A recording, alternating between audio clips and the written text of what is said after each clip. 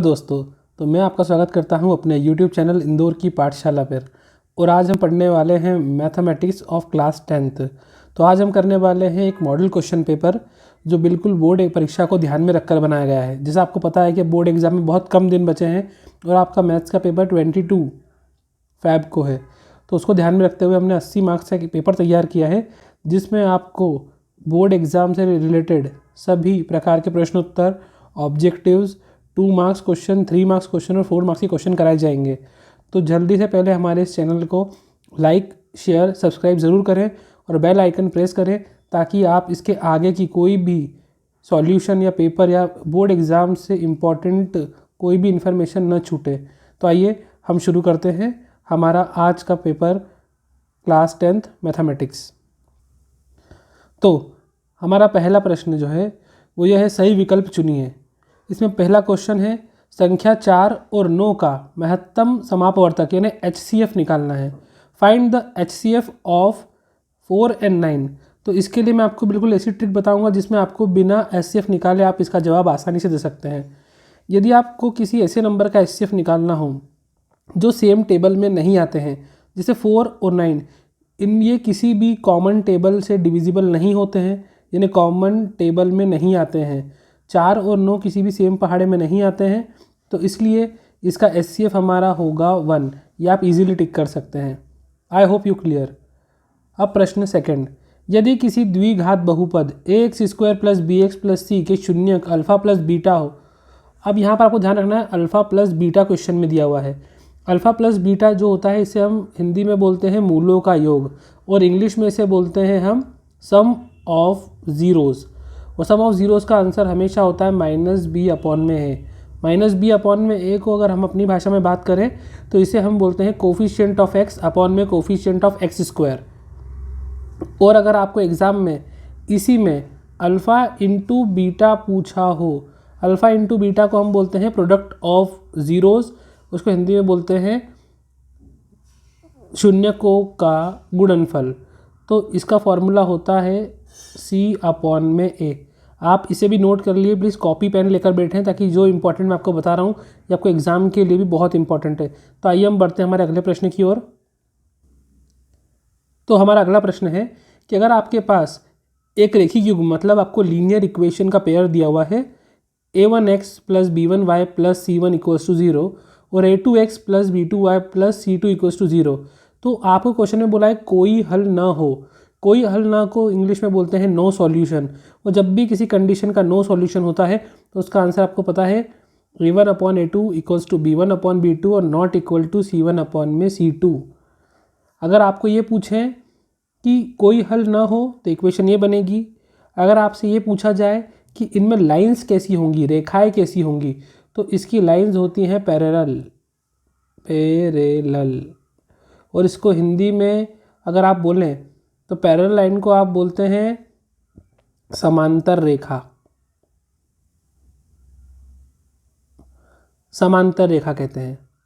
वैसे ही अगर ये फॉर्मूला जो है a1/a2 not equals to b1/b2, जब ये होता है तो अगर हिंदी मीडियम की बात करूँ तो इसे बोलते हैं हम अद्वितीय हल।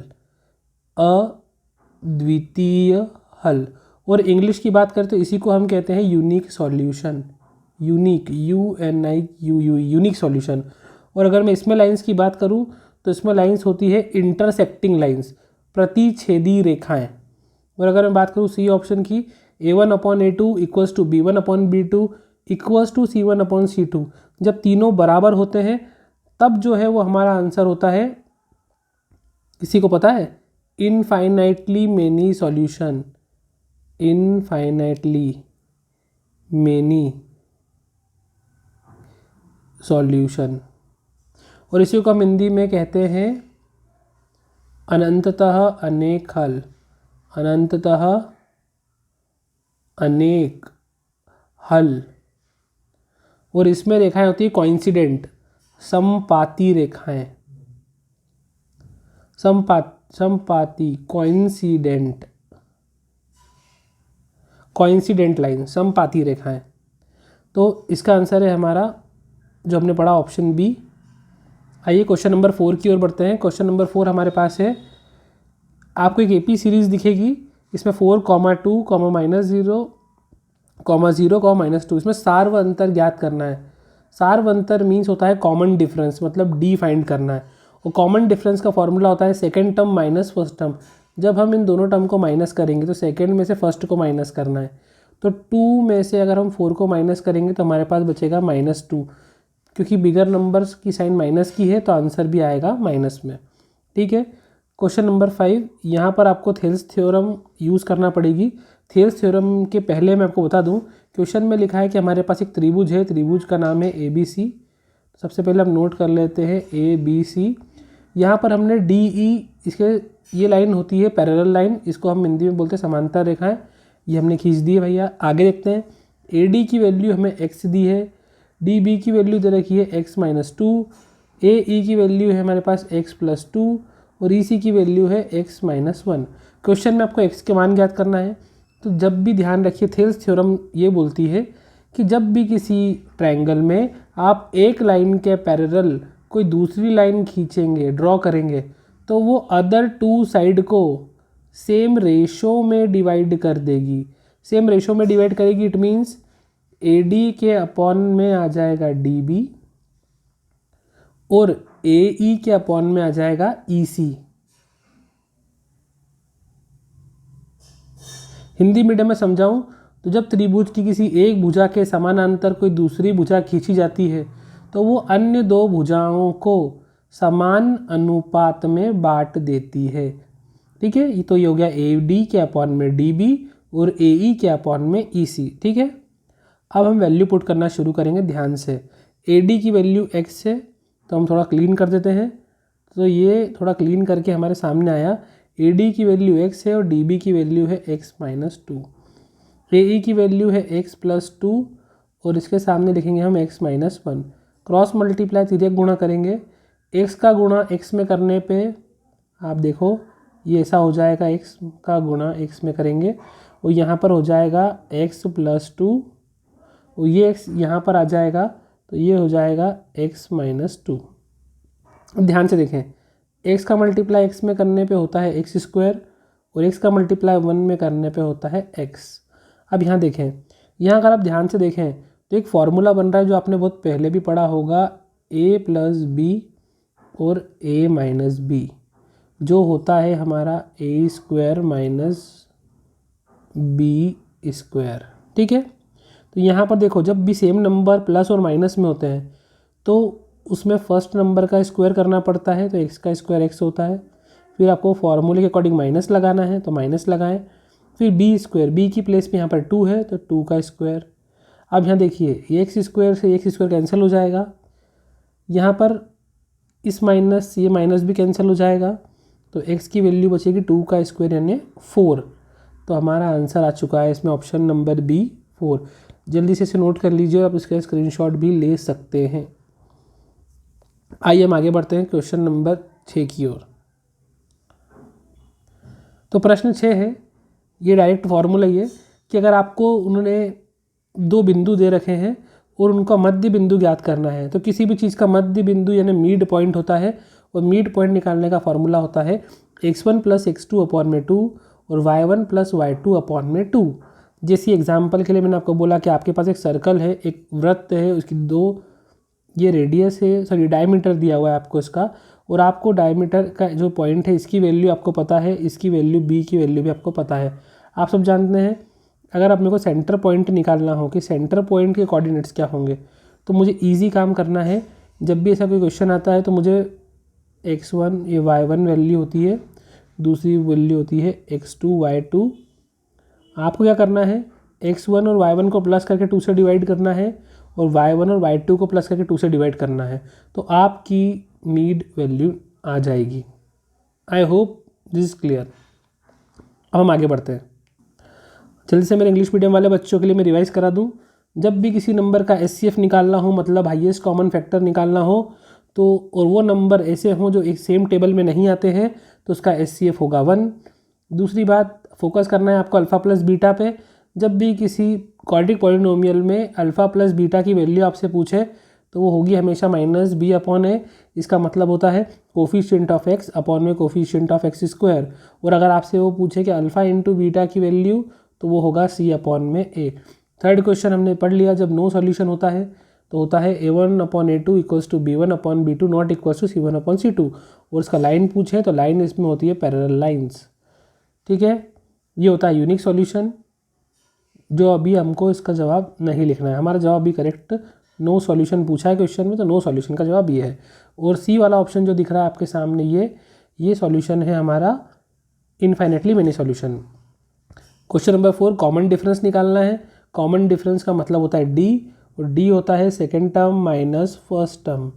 सेकेंड में से फर्स्ट माइनस करेंगे, इसका मतलब 2 में से 4 को माइनस करेंगे तो 2 बचेगा, और रिमेनिंग नंबर के आगे माइनस का डिजिट है, साइन आएगी माइनस की, क्योंकि बिगर नंबर माइनस का है। ठीक है, क्वेश्चन नंबर 5 में आपको बहुत आसानी से समझा चुका हूँ ईजिली, तो उसको अपन स्कीप करके आगे बढ़ते हैं। इसका आंसर आपको 4 आएगा, क्योंकि हम पहले समझा चुका हूँ ये। और मीड पॉइंट जब भी आपको निकालना हो, तो मीड पॉइंट निकालने के लिए x1 प्लस x2 अपॉन 2 और y1 प्लस y2 अपॉन में 2 ये फॉर्मूला पुट होगा। आई होप आप सबको बहुत अच्छे समझ में आया होगा। अब हमारे पास है प्रश्न 2, रिक्त स्थान भरिए, फिल इन द ब्लैंक्स। आपको पहला हिंदी में कराऊंगा, फिर इसी को मैं इंग्लिश में भी कराऊंगा, तो इसलिए ताकि दोनों मीडियम के बच्चे हमारे पास हैं, इसलिए भाज्य इक्वल्स टू रिक्त स्थान गुणित भागफल प्लस शेषफल। आपको पता है भाज्य इक्वल्स टू भाजक गुणित भागफल प्लस शेषफल। फिर दो घातों में किसी बहुपद के अधिकतम शून्यक, देखिए जितनी घात होगी शून्यक भी उतने ही होंगे। अगर किसी नंबर की घात 5 है तो शून्यक भी 5 होंगे, घात 6 है तो शून्यक भी 6 होंगे। फिर आपको वियुक्त कर का सूत्र बताना है। वियुक्त कर का सूत्र d equals to B square minus 4ac होता है, ध्यान रखिएगा।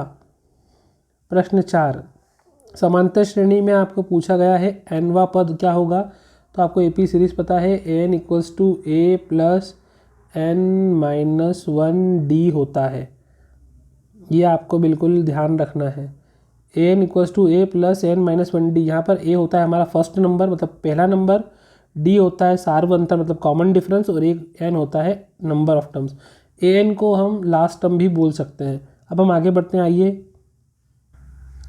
तो हमारे सामने अब हमारा 5th ऑब्जेक्टिव है, वे सभी आकृतियाँ जिनके आकार समान होते हैं परंतु इनकी माप समान होना आवश्यक नहीं, वे आकृतियाँ क्या कहलाती हैं। तो ध्यान रखिए, जिनकी भी आकार समान हो, जिसे दिखने में सेम हो, जैसे सर्कल है, इसको बोलते हैं वृत्त, ये दोनों दिखने में गोल ही होते हैं। चाहे आप वर्ग ले लें, स्क्वायर, ये भी दिखने में सेम होते हैं, लेकिन इन दोनों की त्रिज्या रेडियस अलग अलग है, इनकी साइड अलग अलग है। तो जब ऐसी कोई कंडीशन होती है हमारे सामने, तो हम क्या करते हैं, इस प्रकार के आकार या आकृतियाँ फिगर्स को हम बोलते हैं समरूप। समरूप मतलब सिमिलर। जैसे कि आपको पता होगा समरूप का मतलब होता है सिमिलर। जब किसी भी चीज़ का मेजरमेंट चाहे वो इक्वल ना हो, लेकिन अगर वो दिखने में सेम होती है तो उन्हें हम समरूप या सिमिलर कहते हैं। ओके, आई होप आपको समझ में आ गया होगा। तो इसे समरूप कहेंगे। ये ध्यान रखना कि सारे वृत्त समरूप होते हैं, ऑल सर्कल्स आर सिमिलर। सारे वर्ग, ये वर्ग होता है, ये वृत्त होता है, दोनों में डिफरेंस है, ध्यान रखिएगा। वृत्त होता है, ये होता है वर्ग। तो सारे वर्ग और सारे वृत्त समरूप होते हैं, लेकिन सारे त्रिभुज समरूप नहीं होते। सिर्फ ऐसा त्रिभुज जो समबाहु हो। समबाहु, समबाहु को इंग्लिश में हम बोलते हैं भैया इक्विलेटरल। Equilateral triangle. जितने भी इक्विलेटरल ट्रायंगल होंगे वही समान होंगे, वही समरूप होंगे। बाकी इसके अलावा कोई दूसरे जितने भी ट्रायंगल्स होते हैं वो समरूप यानी वो सिमिलर नहीं होते हैं। ये आपको बिल्कुल एग्ज़ाम के पॉइंट ऑफ व्यू से ध्यान रखना है। अभी हमारा इस प्रश्न का जवाब है सिमिलर या समरूप। आगे अगर उसने बोला है दो बिंदु हैं जो आपके 4,0 है, ये आप देखते हैं हमारे पास मैप मौजूद है। ये मैप में हमारे पास होता है y एक्सिस, ये हमारा x एक्सिस। क्वेश्चन में फर्स्ट वैल्यू हमेशा x की होती है, सेकंड वैल्यू हमेशा y की होती है। x की वैल्यू यहाँ पे अगर मान लो 4 है और y की वैल्यू 0 है, तो आप देख सकते हैं कि जो बन रहा है वो काय पे बन रहा है, x एक्सिस पे। एक्स अक्ष पे स्थित है। ये होता है हमारा first quadrant, second quadrant, third quadrant और फोर्थ क्वाड्रेंट। लेकिन अभी सिर्फ आपको बताना है किस अक्ष पे है, तो हमारा आंसर आ जाएगा एक्स अक्ष पर है। हमारा आंसर है एक्स अक्ष। अब लास्ट, वृत्त की एक छेदक रेखा वृत्त को बिंदुओं पर प्रतिच्छेद करती है। पहली बात हम जाने, ये वृत्त है, वो छेदक रेखा वो होती है जो वृत्त को छेद करते हुए निकल जाती है। तो ये वृत्त को आप ध्यान से देखो, दो बिंदुओं पर प्रतिच्छेद करती है हमेशा। लेकिन अगर मैं छेदक रेखा की जगह में बोल दूँ एक स्पर्श रेखा निकली है, तो स्पर्श रेखा किसी वृत्त को सिर्फ एक बिंदु पर छूती है। कौन सी रेखा? स्पर्श रेखा। स्पर्श रेखा, ये भी परीक्षा में आता है। और अगर आपसे ये पूछें कि एक वृत्त से कितनी स्पर्श रेखा खींच सकते हैं अधिकतम, तो एक वृत्त से अधिकतम 2 स्पर्श रेखा खींच सकते हैं। किसी एक बिंदु से अधिकतम 2 खींच सकते हैं। लेकिन अगर ये एक बिंदु शब्द पेपर में नहीं आया, सिर्फ इतना पूछा कि एक वृत्त पे कितनी स्पर्श रेखा हो सकती है, तो वो हो सकती है इनफाइनाइट, मतलब अनंत, कितनी भी खींच सकते हैं। आपको समझ में आ गया होगा। अब मेरे इंग्लिश मीडियम वाले स्टूडेंट्स के लिए मैं शुरू करता हूँ। फर्स्ट, डिविडेंड इक्वल टू, सबको पता होगा, डिवाइज़र इनटू क्वोशिएंट होता है। Divisor into quotient. Second, the polynomial of degree 2। ध्यान रखना, अगर पॉलिनोमियल की डिग्री जितनी होगी वही उसके मैक्सिमम जीरोज़ भी होंगे। डिग्री अगर 3 है तो जीरोज़ भी 3 होंगे, डिग्री अगर 5 है जीरोज़ भी 5 होंगे। नेक्स्ट है हमारे पास थर्ड, फॉर्मूला ऑफ डिस्क्रिमिनेंट। ध्यान रखिएगा, डिस्क्रिमिनेंट का फॉर्मूला हमेशा होता है b² - 4ac। b² - 4ac। अब मैं आपको ये भी बता दूं कि जब वैल्यू b² - 4ac जो होता है, इसको अगर मैं आपको थोड़ी देर के लिए रफ में समझाऊं साइड में, कि अगर b² - 4ac आप सॉल्व करो, इसकी वैल्यू 0 आ जाती है, तो इसके जो रूट्स होते हैं, जो शून्यक होते हैं, वो होते हैं रियल एंड इक्वल। अगर शून्यक की प्रकृति पूछें तो वास्तविक और समान। अगर b² - 4ac का आंसर 0 से बड़ा आ जाए, तब भी वो होते हैं रियल बट डिस्टिंक्ट। डिस्टिंक्ट मतलब डिस्टिंक्ट, वास्तविक तो होंगे लेकिन असमान होंगे। और अगर b² - 4ac का आंसर 0 से छोटा आ जाए, या ना माइनस में आ जाए, तो वो होंगे नो रियल, मतलब अवास्तविक। हिंदी में इसको बोलते हैं अवास्तविक या नो रियल। इसको शॉर्ट में आपके लिए मैं ऐसा लिख सकता हूँ कि d = 0 तो रियल, d > 0 तो भी रियल, बट इसमें रियल और इक्वल, इसमें रियल और डिस्टिंक्ट। और अगर d की वैल्यू ऐसी हो तो इसको बोलते हैं नो रियल। नो रियल, ये रियल और अनइक्वल या नॉट इक्वल बोल सकते हैं, उसको बोलेंगे real and equal. I hope आपको आसानी समझ में आ गया होगा। अगला, the nth term of the arithmetic equation. nth term आपसे पूछा है, आपको इक्वेशन पता है, n = a + n - 1 और यहाँ पर d। a होता है फर्स्ट टर्म, d होता है कॉमन डिफरेंस और n लास्ट टर्म। ठीक है, आगे, all those figure which have same shape. ये मैंने आपको ऊपर अच्छे से समझा चुका हूँ, फिर भी इंग्लिश मीडियम वालों को बता दूँ, अगर शेप सेम हो और साइज सेम ना हो, जैसे कोई सर्कल है, ये 2 सेंटीमीटर का है और ये 5 सेंटीमीटर का है, लेकिन इनका शेप तो दोनों का गोल ही है, दोनों का शेप सेम है, तो ये होगा हमारा सिमिलर।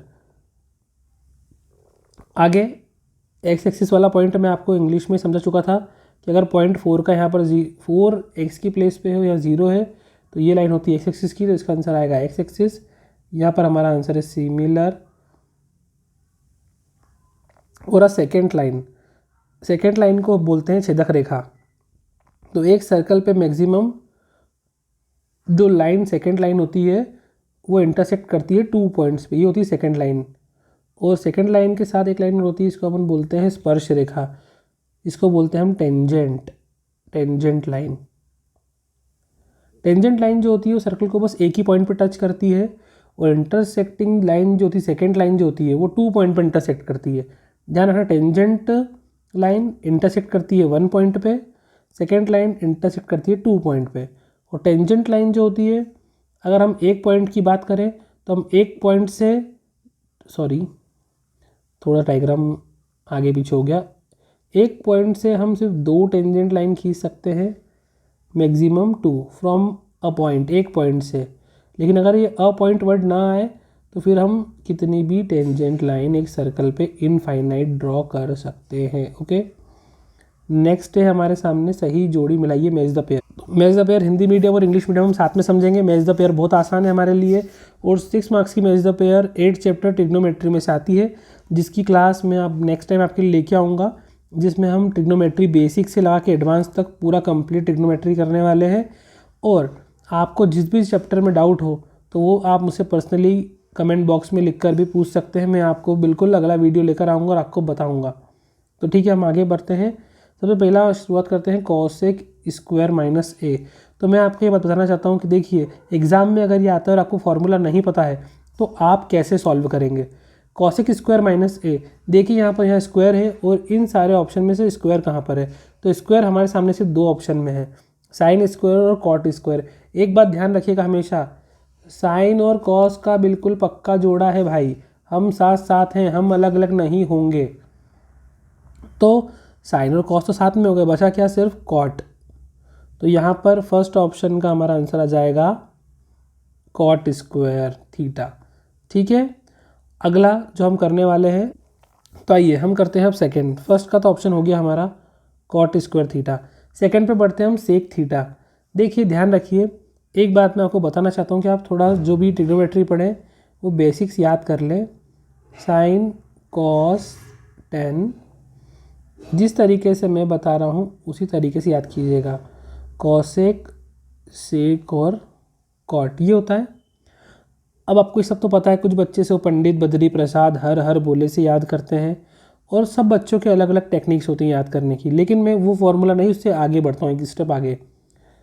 साइन का रेसिप्रोकल मल्टीप्लिकेटिव इन्वर्स कॉसेक होता है, कॉस का मल्टीप्लिकेटिव इन्वर्स सेक होता है, और टेन का कॉट।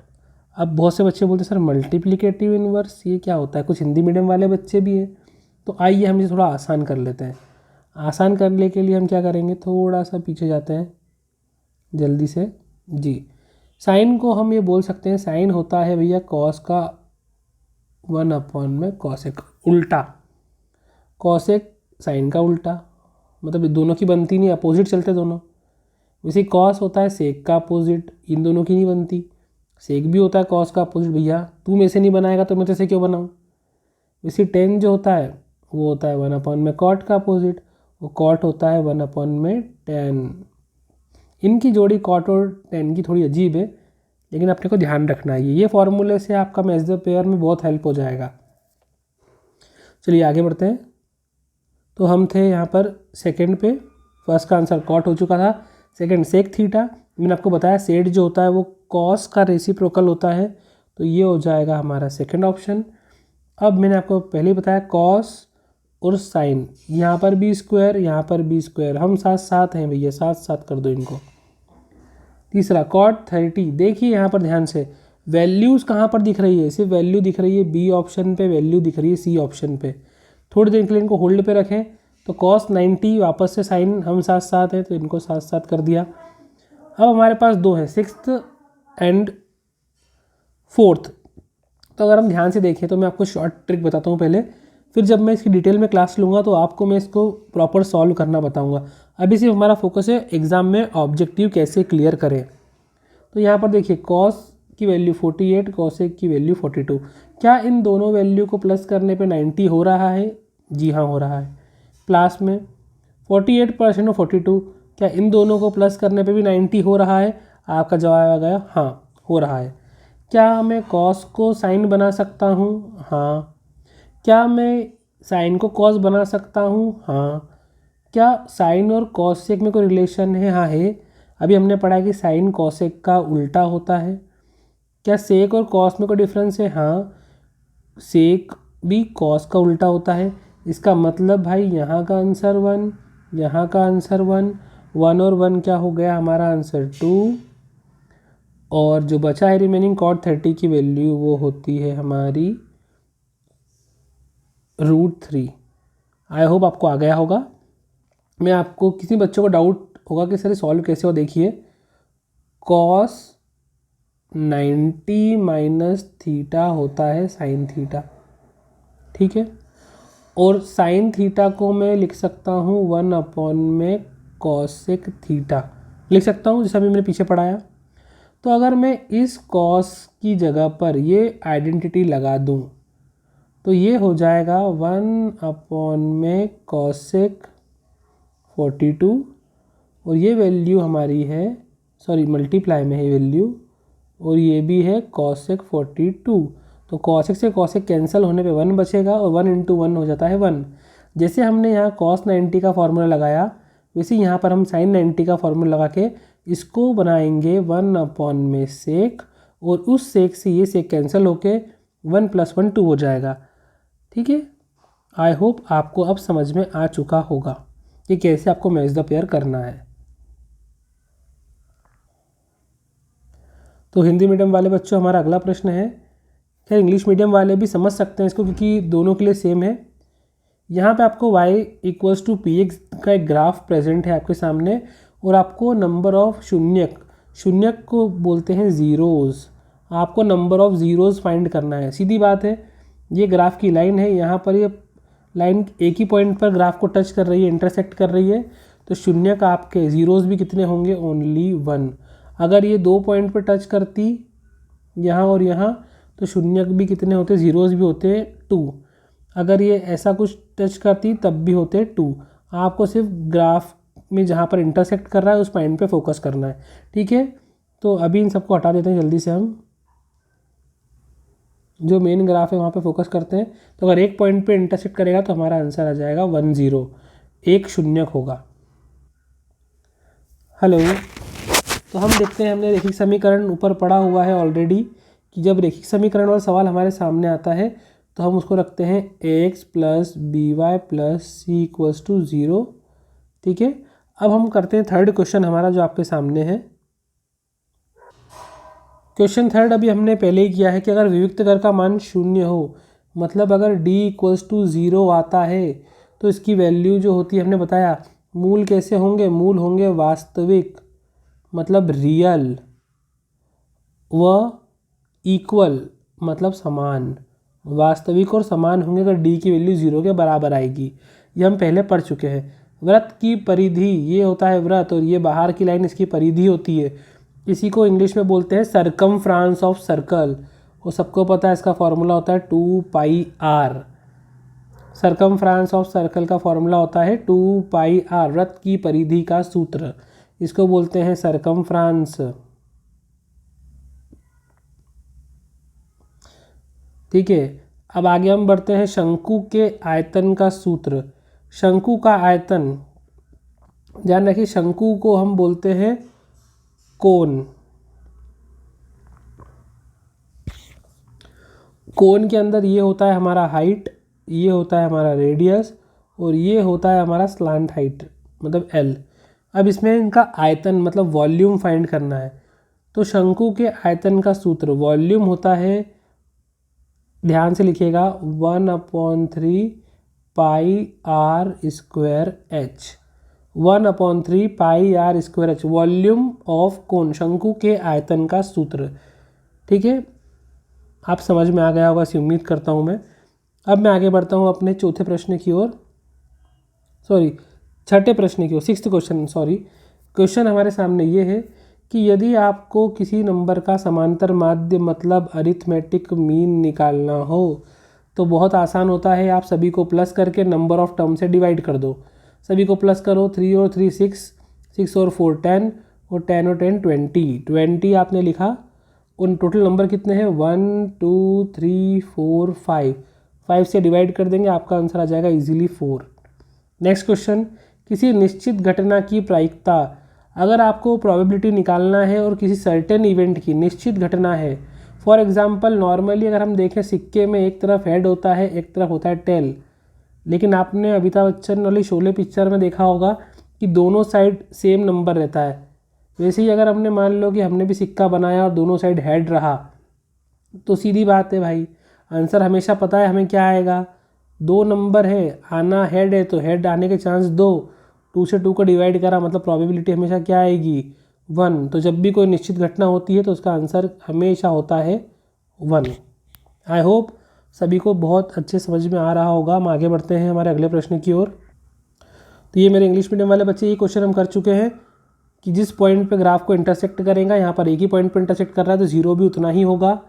ठीक है, अगर ये लाइन ऐसा बनता कि 2 पॉइंट पे इंटरसेक्ट करता, या जो भी यू शेप वाले अगर ग्राफ में इंटरसेक्टिंग करते हैं तो इन्हीं को हम पैराबोला भी कहते हैं। पैराबोला, इस शेप को बोलते हैं पैराबोला। और आपको पूछा है नंबर ऑफ़ ज़ीरोज़, तो आपको लिखना है नंबर ऑफ़ ज़ीरोज़ में 1 होगा क्योंकि ये एक ही पॉइंट पे ग्राफ में इंटरसेक्ट कर रहा है। ओके, चलिए हम आगे बढ़ते हैं। ठीक है, ये क्वेश्चन हम पहले कर चुके हैं। Right the standard form of linear equation. जब भी लीनियर इक्वेशन होती है तो उसका मतलब उसकी पावर होती है 1, नहीं लिखते पावर 1 अपन। फॉर्मूला है ax + by + c = 0। 2 वेरिएबल, हमारे पास एक वेरिएबल x, दूसरा वेरिएबल y। तीसरा है डिस्क्रिमिनेंट की वैल्यू 0 हो, हम पहले करा चुके हैं। तो रूट्स होते हैं भाई real and equal when d = 0, ये हम ऑलरेडी कर चुके हैं। सर्कमफ्रेंस ऑफ सर्कल का formula 2πr, volume of cone का फॉर्मूला 1/3 πr² h होता है। ठीक है, अरिथमेटिक मीन निकालना, sum of all observation upon number of observation, सभी का सम करने पे 20 आया। 20 को हमने डिवाइड करा 1 2 3 4 5 से डिवाइड कर दो तो आंसर 5 बन जा 5, 5 4 जा 20, तो हमारे पास आंसर आ गया 4। और last, probability of certain event is 1। ध्यान रखिएगा, अगर प्रोबेबिलिटी ऑफ इम्पॉसिबल इवेंट हो, कोई ऐसी इवेंट हो जो पॉसिबल ही नहीं है, तो इम्पॉसिबल इवेंट, कोई इवेंट ऐसी हो जो इम्पॉसिबल हो, इम्पॉसिबल इवेंट का प्रोबेबिलिटी हमेशा 0 होता है। इम्पॉसिबल को बोलते हैं असंभव। कोई असंभव घटना की प्रायिकता का मान सदैव 0 होता है। क्यों? देखिए, मैंने आपको बोला कि हमने फिर शोले पिक्चर वाला कॉइन बना लिया जिसमें दोनों साइड हेड है, और अगर मैं इस कॉइन को उछालूँगा तो मैंने बोला कॉइन में आउटकम कितने हैं भाई, 2 है, तो नीचे लिख दिया।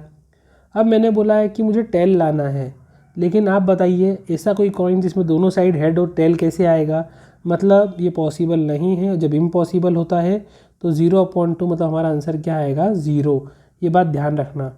दूसरी बात इंपॉर्टेंट, प्रोबेबिलिटी का आंसर कभी भी होता है तो या तो वो 0 या 0 के इक्वल हो सकता है, या फिर वो 1 से लेस या 1 के इक्वल हो सकता है। ध्यान रखिएगा, प्रोबेबिलिटी का आंसर कभी भी माइनस में नहीं जाएगा, मतलब 0 से छोटा नहीं होगा, और कभी भी प्रोबेबिलिटी का आंसर 1 से बड़ा भी नहीं होगा। अगर आप एग्ज़ाम में कभी कोई ऐसा क्वेश्चन करते हैं और आपका आंसर या तो -2 या ऐसा कुछ आता है जो आंसर माइनस में हो, तो ध्यान रखिएगा आप कहीं गलत कर रहे हैं। या दूसरी बात, आपका आंसर 2 3 4, या आपने जिसे 10/2 की जगह आपने गलती से रिवर्स 10/2 कर दिया 2/10 को, तो ध्यान रखिएगा ऐसा आंसर आपका 5 आ जाएगा और ये प्रोबेबिलिटी गलत है। तो ध्यान रखिएगा, हमेशा नीचे जाता है बिगर नंबर, ऊपर आता है small number. Okay, I hope समझ में आ रहा होगा। तो आइए हमारा लास्ट प्रश्न आज करते हैं आज के लिए, सत्य असत्य, ट्रू फॉल्स। ध्यान रखिएगा, ये तो आपको बहुत आसानी से करना है, एग्ज़ाम में आपको फोकस रखना है नंबर्स पे। ये आपका फर्स्ट चैप्टर में बिल्कुल जाना पहचाना पड़ा हुआ यूक्लिड डिवीज़न डिलेमा है। यूक्लिड के अनुसार जो कहा गई बात थी बिल्कुल सत्य है, आपने देख ली है। a = bq + r, ये अपन ने ऊपर अभी फिल इन द ब्लैंक्स में भी ऐसे ही पढ़ा है। हाँ, डिवाइजर वाला जो अपने फिल इन द ब्लैंक्स पढ़ा था वही इसका आंसर है, तो ये बिल्कुल ट्रू है, ऐसा सच में होता है। नेक्स्ट है वृत्त का क्षेत्रफल। अभी हमने पढ़ा वृत्त का क्षेत्रफल आपको मालूम होगा πr² होता है। क्षेत्रफल को बोलते हैं एरिया ऑफ सर्कल। फिर गोले का संपूर्ण पृष्ठ, गोले का संपूर्ण पृष्ठ ये नहीं होता, गोले का संपूर्ण पृष्ठ होता है 4πr²। गोले को बोलते हैं हम स्पेयर। स्पेयर जो होता है वो पूरा बॉल शेप का होता है, जो हम फुटबॉल खेलते हैं वो होता है स्पेयर शेप। और वृत्त तो होता है हमारा गोल रिंग, जिससे हम आर पार कुछ चीज़ों को ट्रांसपेरेंट कर सकते हैं, वो होता है वृत्त मतलब सर्कल। सर्कल और स्क्वायर में डिफरेंस है, थोड़ा ध्यान रखिएगा, बच्चों को कई बार कन्फ्यूज़न होता है। तो इस हिसाब से हमारा फर्स्ट ऑप्शन ट्रू है, सत्य है, दूसरा और तीसरा असत्य है। चौथा, माध्य, मध्यक और बहुलक में संबंध। तो ध्यान रखिएगा, माध्यक होता है 3 और माध्य होता है 2, तब जाके आपका सही जाएगा, मतलब ये भी आपका आंसर गलत है। फिफ्थ, किसी वृत्त से अनंत स्पर्श रेखा खींच सकते हैं। मैंने आपको थोड़ी देर पहले समझाया था, सर्कल है, इससे कितनी भी स्पर्श रेखा हम खींच सकते हैं, तो ये हमारा सही है। और हमारा लास्ट प्रश्न, यदि किसी घटना की प्रायिकता, यहाँ ध्यान से देखिए, इन्होंने थोड़ा साइन गलत लगा दिया। प्रायिकता 0 से बड़ी होती है लेकिन 1 से छोटी होना चाहिए, तो ये भी हमारा गलत है। आई होप आपको समझ में आया होगा कि क्यों गलत है, क्योंकि प्रोबेबिलिटी 0 से बड़ी होती है लेकिन 1 से छोटी होना चाहिए। यहाँ पर साइन अलग है, इसलिए ये आपका गलत हो चुका है। तो हमारे सामने आज ऑब्जेक्टिव में हमने देखा कि कैसे सॉल्व करते हैं। आइए इंग्लिश मीडियम में सॉल्व करते हैं। तो हमारे सामने इंग्लिश मीडियम में ट्रू फॉल्स आए हैं। गिव 2 पॉजिटिव इंटीजर, हमें 2 पॉजिटिव इंटीजर दिए हुए हैं, ए और बी 2 इंटीजर्स हैं, और यूनिक इंटीजर जो है वो क्यू है। तो ये आपको बताना है कि या ये पॉसिबल है। तो जी बिल्कुल, यूक्लिड डिवीज़न डिलेमा के अकॉर्डिंग ये पॉसिबल है। अभी हमको इतना ही करना है। मैं भी आपको अगले वीडियोस में जब भी आप बताएंगे तो मुझे फर्स्ट चैप्टर के मैं क्वेश्चंस आपके सामने लेकर आऊँगा, जहाँ पे हम इसे डिटेल में डिस्कस करेंगे। लेकिन आज हमारा फोकस एग्ज़ाम में ऑब्जेक्टिव ठीक करना है, जो 32 मार्क्स के आ रहे हैं। 40% पेपर में ऑब्जेक्टिव्स आ रहे हैं, मतलब जिन बच्चों का अगर मैथ्स वीक भी है तो वो भी इसमें आसानी से स्कोर कर सकते हैं। तो आइए second question, area of circle 2 pi R square नहीं होता है, ये होता है पाई आर स्क्वायर, तो ये हमारा ऑप्शन गलत है। तीसरा, total surface area of square 2 नहीं होता है, वो होता है 4 पाई आर स्क्वायर, तो ये भी हमारा थर्ड भी जो है वो बिल्कुल गलत है।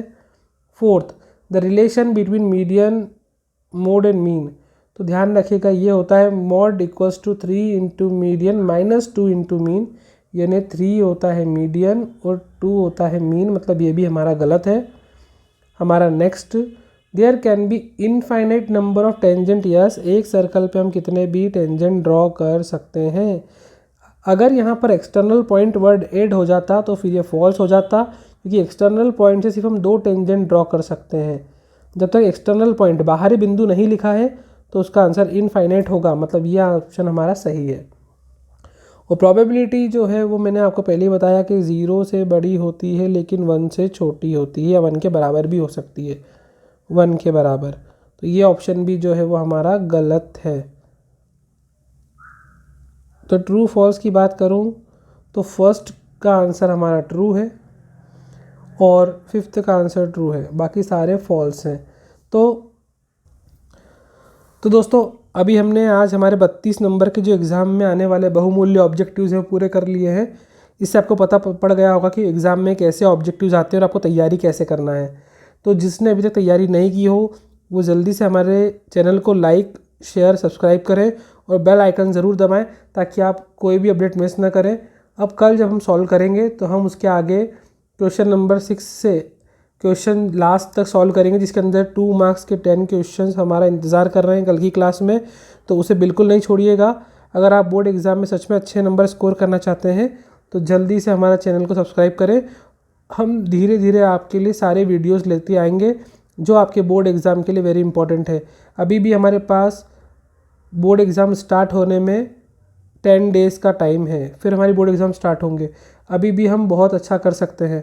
हम मैथ्स के अलावा बाकी ऑल सब्जेक्ट का भी आपको पढ़ाएंगे, तो इसलिए ज़रूर अपने दोस्तों में भी शेयर करें और क्लास में रेगुलर वीडियोस को वॉच करें, लाइक करें, सब्सक्राइब करें।